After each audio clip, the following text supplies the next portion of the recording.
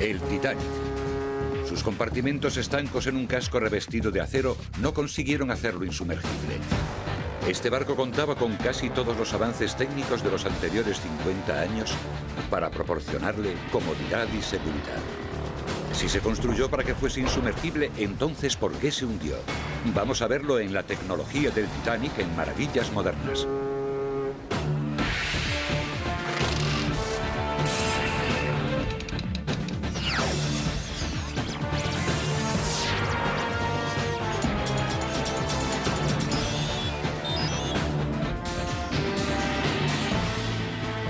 La tecnología del Titanic.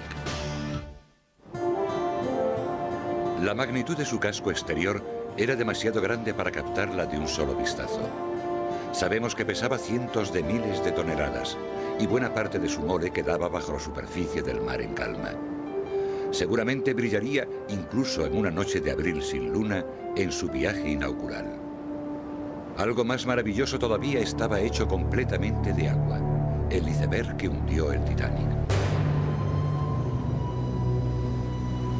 Tal vez la historia del Titanic empieza aquí, en el frío Atlántico Norte, donde se forman los icebergs, desgajados de los glaciares que llegan hasta las aguas de la costa de Groenlandia. Fue aquí donde se libró la batalla entre la técnica y la naturaleza aquella noche de mediados de abril de 1912, y fue aquí donde la técnica perdió. ¿Qué le parece que el mayor barco del mundo zarpe en su viaje inaugural con las personas más ricas e influyentes de dos continentes, que se diga que es insumergible y acabe naufragando en medio del Atlántico antes de completar su viaje inaugural? Todos los años se forman entre 10 y 15.000 icebergs en la costa de Groenlandia, algunos de casi 3 millones de toneladas y que contienen hielo de hasta 110.000 años de antigüedad. Y continúan siendo un peligro para la navegación. Se van deteriorando. Cuando llegan a los grandes bancos y luego al sur, a las rutas de navegación, suelen tener formas extrañas, formas irregulares. Resultan bonitos, pero también son muy peligrosos. La Patrulla Internacional del Hielo controla los icebergs mediante imágenes por satélite, radar y aviones C-130 de reconocimiento. Nuestra misión es localizar los icebergs. Después trazamos una línea imaginaria en el océano para la seguridad de los barcos que transiten esa zona. Si permanecen al sur de esa línea y al este de ella, no se van a encontrar con un iceberg como le pasó al Titanic. Tratamos de predecir su deriva y su deterioro, porque un navegante no quiere saber dónde está cuando lo encontramos, sino dónde va a estar cuando llegue allí, para no vérselas con la ley de la física, que rige cuando dos tratan de ocupar el mismo espacio físico. La Patrulla del Hielo se creó tras la catástrofe del Titanic y se le encargó el control de los icebergs en las rutas marinas del Atlántico Norte. La patrulla es efectiva en un 100%, ya que desde que empezó a funcionar allá por 1913, incluso antes de su ratificación oficial, nadie que se haya atenido a nuestros límites ha chocado contra un iceberg. Los barcos siguen chocando contra icebergs, pero al ocurrir dentro de la zona de la patrulla, por supuesto, nunca ha habido una catástrofe que se acerque siquiera al número de muertos del Titanic. Una vez al año, el 15 de abril, aniversario del hundimiento, la patrulla lanza una corona cerca del lugar donde se hundió el Titanic, en recuerdo de las aproximadamente 1.500 vidas perdidas. Había un contraste enorme entre la simplicidad del iceberg y el Titanic de la compañía White Star, por entonces el barco más grande que existía, con 265 metros de eslora, 277 de manga y 53.000 toneladas.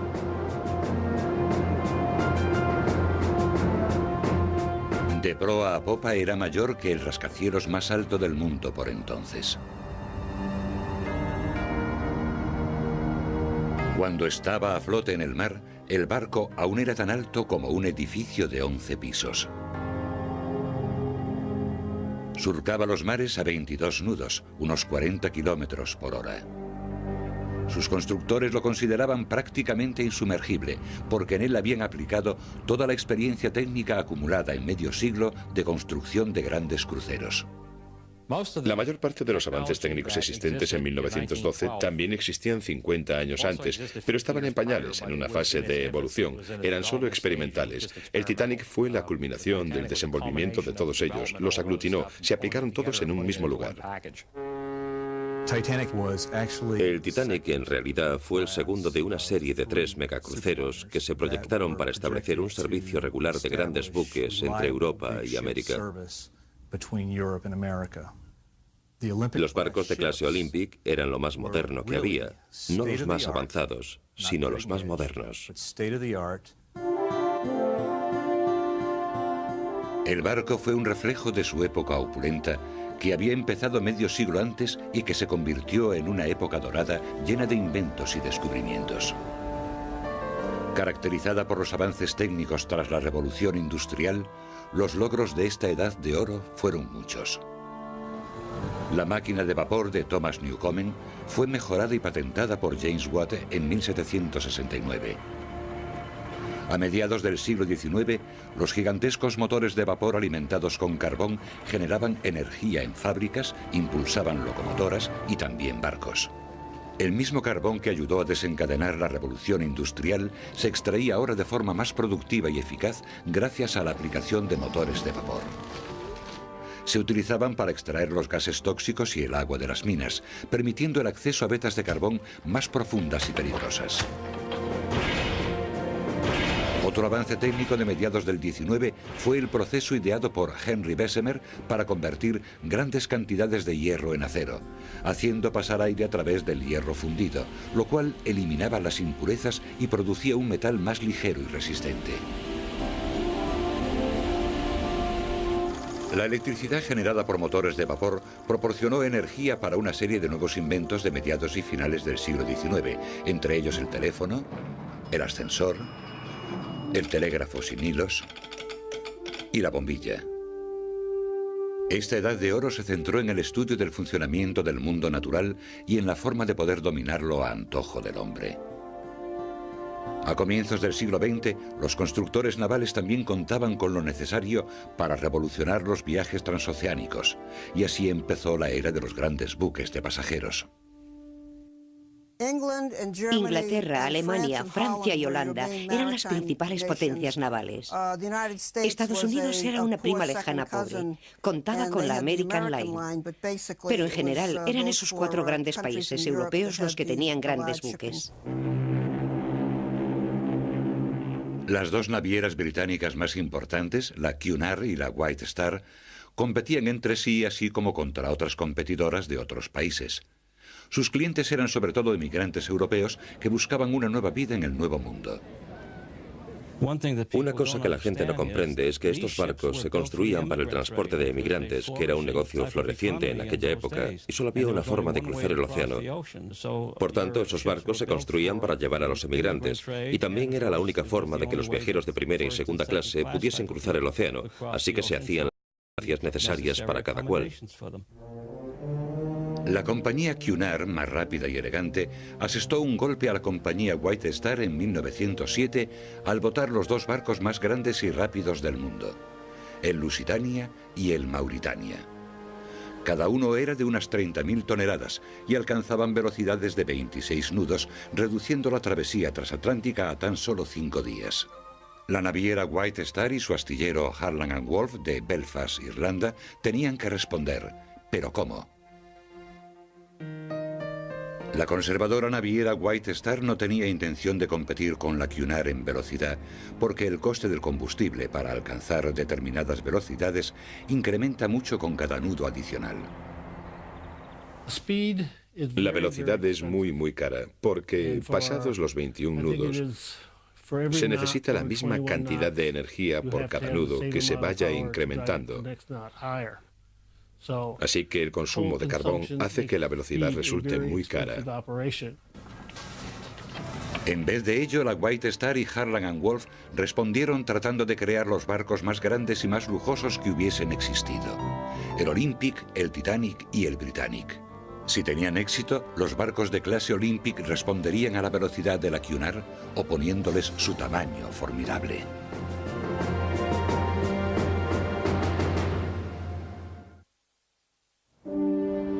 La construcción del Titanic empezó el 31 de marzo de 1909, 3 meses después que la de su hermano gemelo, el Olympic. Aquí, en Belfast, Irlanda del Norte, en el astillero de Lord Pirrie, Harland and Wolff, en el mar de Irlanda. Harland and Wolff tenía fama de construir barcos grandes. Su fuerte eran dos grandes áreas: los recursos técnicos para hacer grandes barcos y experiencia con motores de vapor. Así que cuando Lord Pirrie e Ismay unieron fuerzas y diseñaron los barcos de clase Olympic, el astillero Harland Wolff tenía las condiciones necesarias para acometer la construcción de estos dos cascos. Pero los planos describían barcos tan grandes que el astillero tuvo que remodelarse para acogerlos. El astillero tuvo que cambiar por completo muchos elementos para construir aquellos dos barcos. Tuvieron que tomar espacio que normalmente se utilizaría para construir 3 barcos y destinarlo solo a 2 e instalar un enorme andamio encima para manejar los grandes pesos que se iban a desplazar por debajo. Casi 1,5 metros de cemento tuvo que verterse en las gradas como base y así hacer 2 gradas gigantes para erigir aquellos dos cascos.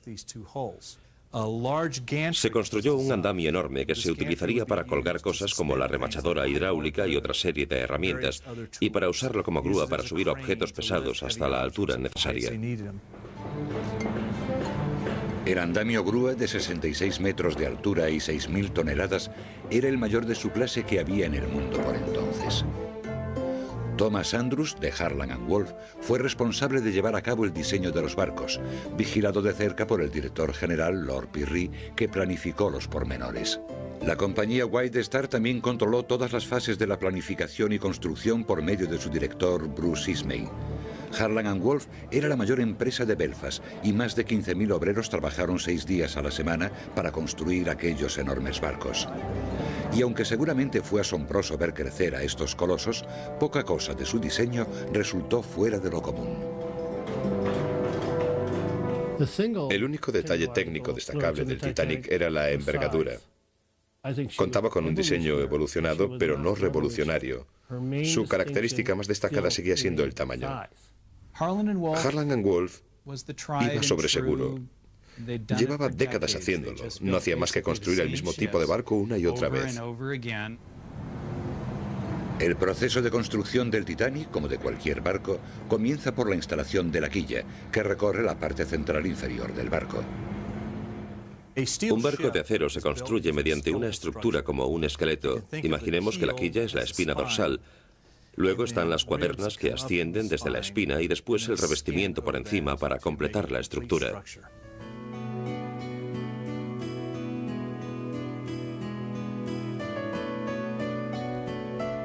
Tanto el Olympic como el Titanic contaban con doble fondo o espacio estanco entre la quilla y la cubierta inferior del barco. El principal fin de este rasgo común era la seguridad y, en segundo lugar, almacenar agua para lastre. Poner doble casco a los barcos, es decir, añadir otro casco de acero exterior al casco existente, habría incrementado su seguridad, pero habría resultado caro y poco habitual en la época. Luego las cuadernas iban en sentido ascendente. Había un espacio de casi 1 metro por lo general entre una y otra a lo largo de todo el barco. Cuando las cuadernas empezaban a tomar forma, se iniciaba la instalación de los baos de la cubierta para darle rigidez longitudinal mientras se iba construyendo. Una vez hecho el esqueleto, un proceso que duraba más o menos 1 año, se empieza con el revestimiento.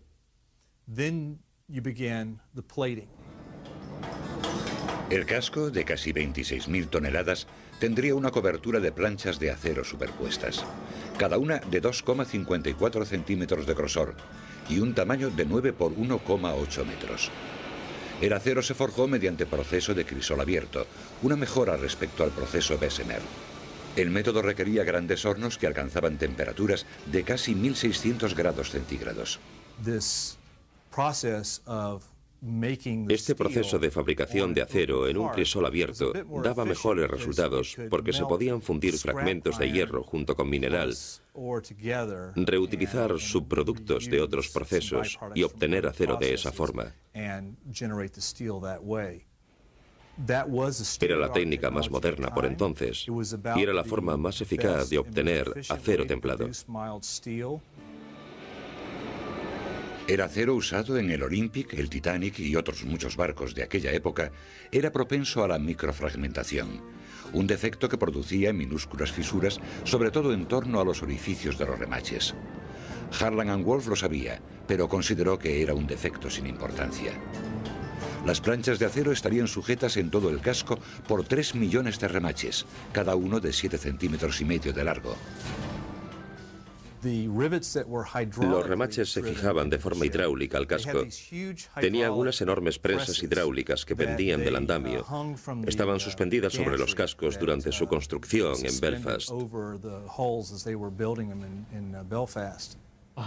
Se utilizaron remachadoras hidráulicas en gran parte del barco, pero donde la máquina no podía llegar, se hizo a mano. Aunque moderno por entonces, el método no era infalible. Las imperfecciones del metal, denominadas escoria, a veces se mezclaban con el hierro forjado de los remaches que se hacían a mano. La escoria en los remaches de hierro forjado se debe al hecho de que ni el proceso Bessemer ni el de crisol abierto para fabricar acero eran perfectos para extraer todas las impurezas. Algunas acaban mezclándose con el metal del remache y esa escoria debilitará el remache. Aunque esos remaches no tenían la calidad exigida hoy, eran de la mejor calidad disponible por entonces y se consideraban totalmente aceptables. Dentro del casco había 15 mamparos que separaban 16 compartimentos estancos, alineados en el fondo del barco. Prácticamente todos los barcos, como el Titanic, habrían tenido similares mamparos de aislamiento. Incluso si se dañaban los 4 compartimentos de proa o 2 de los laterales, el barco no se hundiría. Y era raro que en una colisión resultase dañado más de un compartimento. No obstante, los mamparos no llegaban hasta la cubierta superior porque los diseñadores no lo consideraron necesario. Basándose en el número de compartimentos dañados con que podía sobrevivir el barco, el agua que inundaba los compartimentos no debería llegar a desbordar los mamparos. Si el agua llegaba a desbordarlos, querría decir que había más compartimentos dañados de los que permitirían aguantar a flote, y el barco experimentaría una pérdida fatal de flotabilidad, con lo que se hundiría tanto si el agua superaba los mamparos como si no. En Harland & Wolff fueron muy sensatos y prácticos en cuanto a la aplicación de lo que la experiencia les había enseñado y lo que iban a usar en sus barcos. Se preocuparon de la seguridad, la comodidad. Irónicamente, la seguridad se basó en los compartimentos estancos, etc. El 31 de mayo de 1911, el casco del Titanic fue botado desde el andamio de construcción, casi 7 meses después de que se botara el casco del Olympic en 1910. Unas 100.000 personas contemplaron desde el astillero cómo se deslizaba el barco desde la grada hasta el río Lagan con ayuda de más de 22 toneladas de lubricante compuesto por sebo, jabón y aceite de tren. Un obrero resultó muerto antes de la botadura, la segunda muerte ocurrida en la construcción. Por desgracia, el obrero estaba quitando postes de sustentación de debajo y uno le cayó encima y murió posteriormente en un hospital de Belfast. Las vidas perdidas había que considerarlas como gajes del oficio, y el promedio de bajas esperado era de un muerto por cada 100.000 toneladas construidas. Además del coste humano estaba el financiero. El Titanic acabaría costando a Harland & Wolff $7,5 millones, equivalentes a más de 120 millones actuales. Pero en este momento el barco no era más que un casco vacío.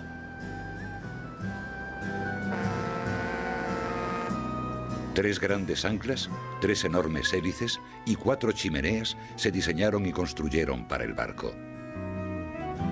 Las anclas se forjaron y elaboraron en acero bruto.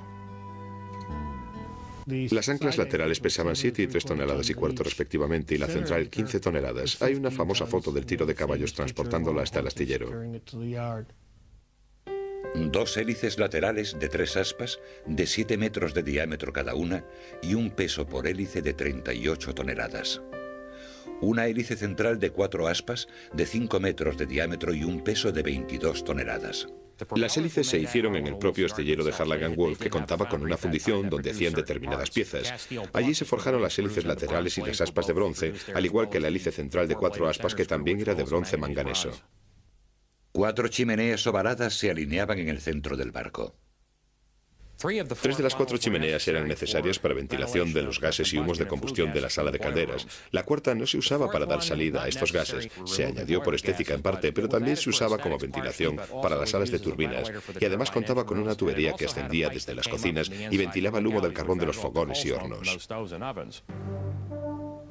Más de 2000 ojos de buey y ventanas tachonaban el barco. Se añadieron 2 mástiles de 62 metros de altura, uno con una grúa para levantar automóviles y una escalera interior para subir hasta la cofa, donde se vigilaba, entre otras cosas, la aparición de icebergs. Llevaría casi un año completar el equipamiento del Titanic. El equipamiento es, en suma, lo que completa el barco. Coges un cascarón vacío y lo transformas en un palacio flotante. Harland & Wolff empezó a instalar ahora no solo el mobiliario, la tapicería y carpintería, sino los medios técnicos que harían del Titanic una exposición de los logros edwardianos. Aunque el Titanic era el barco más grande del mundo, los 3 barcos de la clase Olympic se diseñaron para que midiesen 265 metros de eslora. El Olympic y el Titanic se construyeron partiendo exactamente de los mismos diseños. Tenían la misma eslora, el mismo peso y la misma altura. En un principio se diseñaron para que fuesen completamente idénticos. Pero las modificaciones hechas en el Titanic incrementaron su peso hasta las 53.000 toneladas, haciendo que fuese el más grande. Y resultaba igual de impresionante por dentro que por fuera. La principal fuente de energía del Titanic procedía del vapor. El vapor generado impulsaba el barco, suministraba energía a todos los dispositivos eléctricos de a bordo, hacía funcionar la refrigeración, lo hacía funcionar todo. Había 6 salas de calderas que ocupaban un espacio de unos 96 metros a lo largo del barco. En el casco se instalaron 29 calderas de 5 metros de altura. Al lado de las calderas estaban los motores del barco, 2 motores alternos y una turbina de vapor. Los 2 motores impulsaban las hélices laterales o hélices exteriores. Cada uno de estos motores alternos tenía un cilindro de alta presión, un cilindro de presión intermedia y otro de baja presión, y cada uno de ellos impulsaba un pistón del cigüeñal. El vapor entraba aproximadamente a 14,76 kilos por centímetro cuadrado al cilindro de alta presión. Era expulsado por los cilindros de alta presión al de presión intermedia a 5,48 kilos por centímetro cuadrado. Y después del intermedio pasaban al de baja presión a 1,68 kilos por centímetro cuadrado. Después de que el vapor salía del cilindro de baja presión, todavía era aprovechado en el vacío de las tuberías cerradas. En el caso del Titanic, tomaban ese vapor residual que salía del motor a 0,63 kilos por centímetro cuadrado y lo desviaban hacia una turbina de baja presión que utilizaba el vapor para impulsar miles de palas fijadas a los rotores. La turbina propulsaba la hélice central. Después de eso, el vapor sobrante se conducía a unos condensadores, se transformaba de nuevo en agua y se enviaba a las calderas mediante un circuito cerrado. El rendimiento era óptimo. Tan solo 50 años antes los barcos no contaban con este tipo de dispositivo y gastaban enormes cantidades de combustible. El barco podía transportar cerca de 6.000 toneladas de carbón. Empleando aproximadamente 625 toneladas de carbón al día, a una velocidad de 22 nudos, los motores del Titanic producían entre 46.000 y 50.000 caballos de vapor. Pero eso no es todo lo que hacían, sino que también generaban electricidad.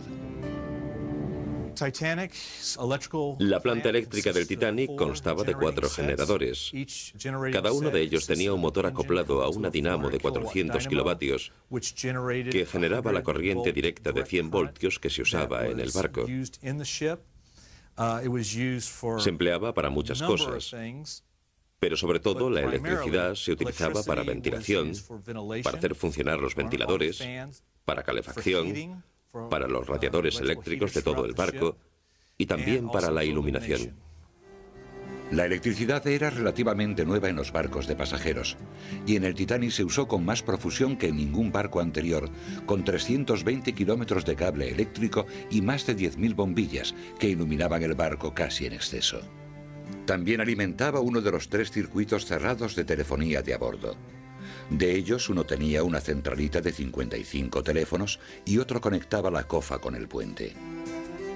La electricidad alimentaba el equipamiento del gimnasio de primera clase, los radiadores de las habitaciones de primera clase e incluso los baños turcos de la cubierta F. Había baños turcos en otros barcos, pero este era... Aplicaron todos los recursos en el Olympic y el Titanic. Había una sala de refresco en estilo árabe muy ornamentada, una sala para aplicar champú, una sauna caliente, otra de vapor. Otra novedad relativa eran los 4 ascensores. 3 para primera clase y, en un gesto poco corriente, 1 para segunda. Los de tercera clase usaban las escaleras. Las selectas suites de primera clase tenían su propio baño privado, un auténtico lujo en aquella época. Sin embargo, los 710 pasajeros de tercera compartían solo 2 bañeras. Pero en un viaje tan corto, muchos de los pasajeros se quedarían sin su baño semanal si esperaban hasta el final del viaje. 3 circuitos de agua suministraban agua potable, agua destilada para la colada y los cacharros y agua de mar para los baños y retretes. Unos pequeños tanques también proveían agua a los lavabos de algunas habitaciones. Los pasajeros de primera también podían disfrutar de una piscina de 9 metros de largo por 4 de ancho. Un lujo solo visto en otro barco antes que en el Olympic y el Titanic, pero a una escala mucho menor. El 20 de septiembre de 1911, el plan de construcción del Titanic queda interrumpido. Cuando al Titanic todavía lo estaban equipando, el Olympic choca contra otro barco. La construcción del Titanic se deja a un lado, ya que los obreros deben ocuparse en reparar el boquete del casco del Olympic. Algunos sostuvieron que el enorme tamaño de los barcos, en comparación con sus timones, disminuye su capacidad de maniobra. Con una altura como 5 plantas y un peso de 101 toneladas, no puede decirse que el timón fuese pequeño, pero ¿tenía el tamaño suficiente para un barco tan grande? Se ha hablado mucho de que el timón era demasiado pequeño. Es otro de los mitos.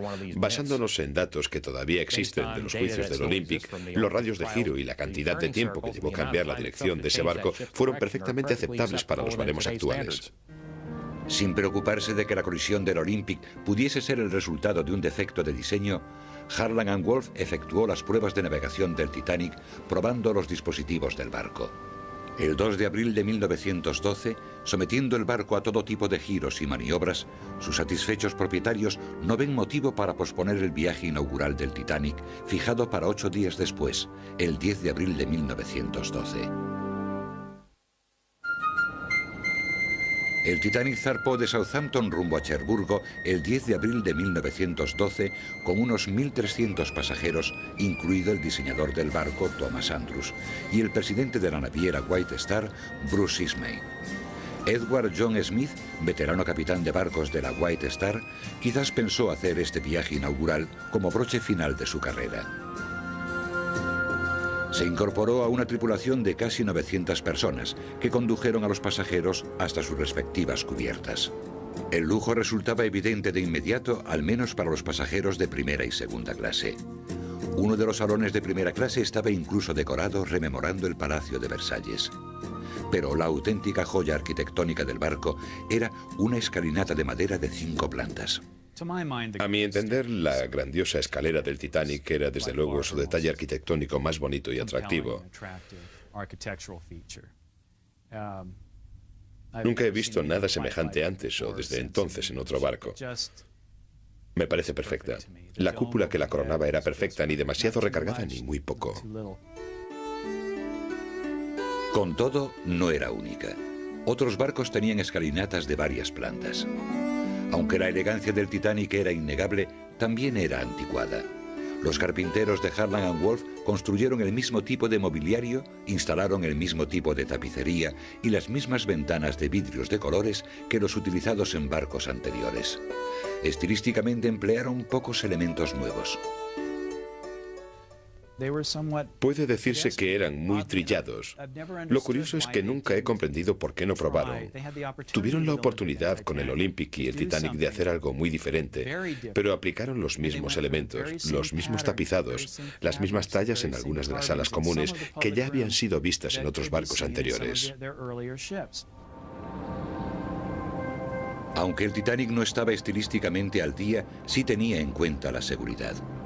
Además del doble fondo y los mamparos estancos, esos mamparos tenían puertas herméticas que podían cerrarse y sellarse eléctricamente desde el puente. Aunque los planes originales incluían 64 botes salvavidas, el número final de 20 excedía el límite legal para los barcos de bandera británica de su tamaño. Es asombroso lo que se dice sobre los botes salvavidas, que el Titanic no llevaba los suficientes, etc. Pero debemos recordar que todas las compañías navieras de la época pecaban del mismo defecto. La cantidad de botes salvavidas se basaba en el tonelaje, no en el número de personas que se transportaba. Así que en realidad el Titanic llevaba más botes salvavidas de lo exigido legalmente. Contaba con 14 botes de madera, 2 cúters de emergencia y 4 botes hinchables. Con espacio para 1.200 pasajeros en los botes salvavidas, los navieros consideraron que eso bastaba para un barco con capacidad para más de 3.000. Los botes salvavidas tenían como única misión transportar a los pasajeros desde un barco dañado o averiado, no albergar a todos los pasajeros de a bordo por tiempo indefinido en mar abierto.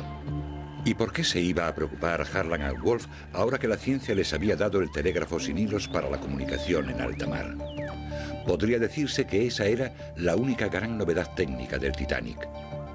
Además, su telégrafo era distinto al de otros barcos.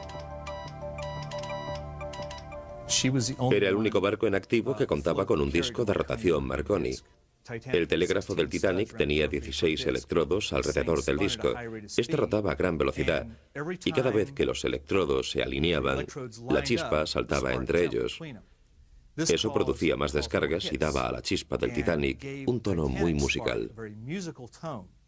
La chispa descargaba a través de los electrodos 120 veces por segundo, produciendo un tono claro de alta densidad.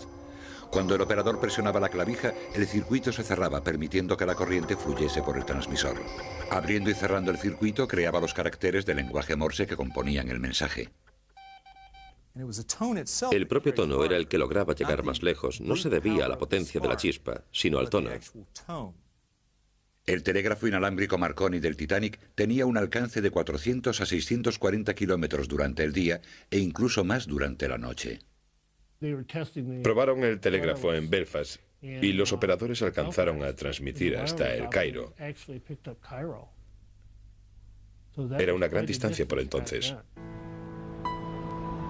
En el improbable supuesto de que el Titanic sufriese un daño, se podría enviar una señal a los barcos cercanos para que ayudasen en el rescate. Los barcos también podían avisarse mutuamente sobre posibles peligros, como icebergs. Pero pese a este énfasis en la seguridad, los problemas acosaron al Titanic antes de que llegase a zarpar del puerto de Southampton. Su enorme casco desplazaba tanta agua que un barco cercano casi chocó con él. Y también un persistente incendio de combustible en una de las carboneras ardió durante días. Se daban combustiones espontáneas en las carboneras.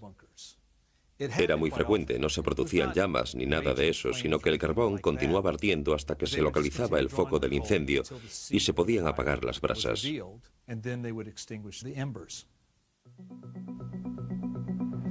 El Titanic hizo 2 paradas sin importancia antes de poner rumbo a América, con solo unos 2.200 pasajeros y tripulantes. Los telegramas de felicitación se mezclaron con los avisos de icebergs en la ruta. Cuando estos llegaron al puente, el capitán Smith ordenó que el barco tomase una ruta más al sur. Una avería de 6 horas del telégrafo del barco se sumó a un retraso en los mensajes, incluidos los avisos de icebergs emitidos el fin de semana. El domingo 14 de abril, reparado por fin el telégrafo y extinguido el incendio del carbón, el barco viajaba casi a toda potencia, 22 nudos. Era una noche sin luna y el mar estaba muy en calma. Las aguas tranquilas y oscuras pueden ser agradables para los pasajeros, pero malas para localizar icebergs, ya que no se forman olas contra el hielo y la luz de la luna no se refleja en ellos.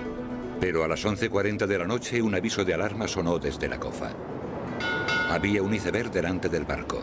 Aunque el Titanic se echaba encima de él, no había otro crucero en el mundo mejor preparado para soportar este tipo de colisión.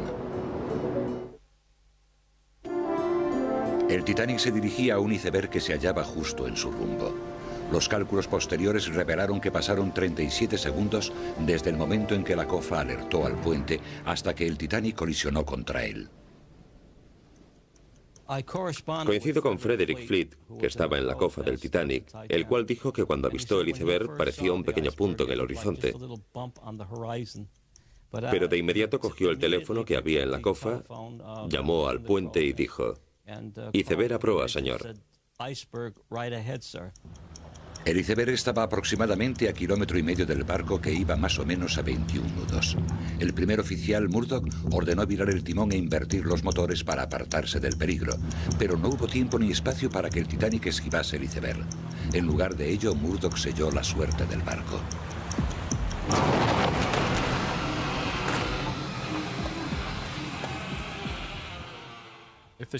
Si el barco no hubiese ido una fracción de nudo tan rápido, si hubiese ido más despacio, la proa lo habría esquivado. Estaba empezando a virar, casi había esquivado al iceberg. Si el aviso hubiese llegado 5 segundos antes o 5 segundos después, habría chocado contra el iceberg más de frente. El barco estaba diseñado para soportar un choque frontal. Fue el roce del iceberg contra el costado lo que lo sentenció a muerte. Es probable que la colisión hiciese que los remaches de las planchas de acero del casco bajo el agua saltasen por la presión, en un tramo de 66 metros, dañando 6 compartimentos. Todo lo que Murdoch sabía es que habían colisionado. Fue hasta el interruptor para cerrar las puertas herméticas. Desde ese momento el capitán Smith subió al puente y... Esto fue tras chocar contra el iceberg. Y el capitán Smith dijo: "¿Qué ha ocurrido?" Y Murdoch dijo: "Hemos chocado contra un iceberg, señor. Traté de virar a babor para esquivarlo, pero estábamos demasiado cerca". Desde ese momento el Titanic, como es sabido, quedó herido de muerte. También hay detalles que indican que el barco quizás montó sobre el iceberg en lugar de, o además de, rozarlo con el costado. Un superviviente declaró que vio entrar agua por una parte del casco que no podía estar dañada. El bombero Hendrickson vio entrar agua en el pasadizo de bomberos. Ese pasadizo seguramente estaría afectado. Tenía que haber algún boquete, entraba a gran cantidad de agua. Pero el pasadizo de bomberos estaba en el centro del barco, estaba a casi 1 metro del exterior del barco. No estoy diciendo que el iceberg penetrase casi 1 metro en el costado del barco, pero el pasadizo de bomberos lo sostenían unos puntales que descansaban sobre el fondo del barco. Si el relato de este testigo es cierto, el agua debió de entrar en un compartimento estanco desde abajo. El diseñador Thomas Andrews fue, junto con un carpintero, enviado por el capitán Smith a inspeccionar el barco. Lo que vieron confirmó sus peores temores. Andrews calculó que el barco estaba condenado en cuanto vio la envergadura de los daños. Me pregunto qué vería Andrews durante su inspección. Me gustaría saber si vio otros puntos por donde entraba agua. Y, basado en eso, pudo calcular que en determinado momento del proceso de hundimiento, el agua iba a llegar a las zonas no estancas y que entonces el barco estaría condenado. Pese a las teorías acerca de las microgrietas del acero del barco y de los remaches debilitados, no hubo pruebas concluyentes de que fuesen decisivos para provocar el desastre. Lo mismo se puede decir de la teoría de que el incendio en la Carbonera pudo haber debilitado el casco. En otras palabras, la sola colisión resultó lo suficiente dañina. Un aturdido capitán Smith acabó dando la orden de bajar los salvavidas después de medianoche. Pero en este primer momento, los pasajeros no creyeron realmente que el barco fuese a hundirse. Había botes salvavidas con capacidad para 65 personas, pero se arriaron al mar con tan solo 12 personas. Mientras tanto, los telegrafistas empezaron a enviar señales de socorro. Sin embargo, no había ningún barco lo bastante cerca para responder antes de que el Titanic se hubiese hundido. Mientras el Titanic se hundía y enviaba mensajes de socorro, emitía con su tono musical a 60 hercios, distinto a los zumbidos de los demás telégrafos, que emitían una especie de...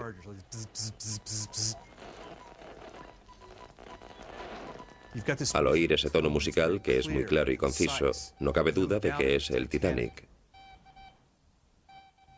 Y ese mensaje era el estertor agónico del Titanic. En menos de 3 horas, la pérdida de flotabilidad del barco lo impulsó hacia abajo, partiéndolo en 2, entre la tercera y cuarta chimeneas. El barco se deformó desde el fondo hacia arriba, y luego al separarse se rompieron las planchas de acero, se partió la superestructura y las dos partes se separaron. La quilla era muy fuerte y seguramente mantuvo las secciones de proa y popa unidas durante un rato tras la ruptura. La sección de proa entonces estaba casi inundada por completo y empezó a hundirse. El resto de la historia es una tragedia humana, no técnica. Unas 700 personas lograron subir a los salvavidas. Más de 1.500, no. Tras menos de media hora desde el hundimiento del barco, la hipotermia había silenciado los gritos. El barco Carpathia de la Cunard fue el primero en responder a la llamada de socorro. Llegó a la mañana siguiente y recogió a los supervivientes de los botes, incluido Bruce Ismay, director de la White Star. Llegados a Nueva York, la investigación del Congreso empezó casi antes de que los supervivientes desembarcasen. La noticia viajó a través del país y del mundo mediante la moderna distribución telegráfica de noticias de prensa. Gracias al uso de esta innovación técnica, la tragedia del Titanic se convirtió en el primer espectáculo mediático mundial. Tal vez debido a eso, el Titanic nunca ha dejado de interesar al público. Se hicieron muchos cambios a raíz del hundimiento del Titanic. Por supuesto, el primero y más importante fue que todos los barcos debían llevar suficientes botes salvavidas para toda la gente a bordo. También se endureció la normativa que regulaba el uso de la telegrafía a bordo de un barco, incrementando la prioridad de los informes de seguridad en detrimento de los mensajes personales. Las rutas marítimas se desplazaron más hacia el sur. Los ensayos de emergencia se hicieron obligatorios en los barcos de pasajeros. La naviera White Star también hizo cambios específicos en los barcos gemelos del Titanic. Retiraron de servicio al Olympic, lo enviaron a los astilleros de nuevo, detuvieron la construcción del casco número 433 que se convirtió en el Britannic y le incorporaron mejoras. Un par de las más famosas son el doble casco, la extensión del doble fondo a lo largo de todo el casco y la ampliación vertical de los mamparos herméticos clave. No había pruebas contundentes de que cualquiera de estas mejoras de diseño hubiese influido de alguna forma en el hundimiento del Titanic. Los mamparos sellados quizás habrían disminuido el ritmo de hundimiento, pero no lo habrían evitado, ya que se habían dañado demasiados compartimentos para que el barco siguiese a flote. La lección inolvidable del Titanic podría ser que los avances técnicos a veces disfrazan puntos débiles. Pero el riesgo jamás puede evitarse, no importa lo impresionantes que puedan parecer nuestras maravillas de la técnica.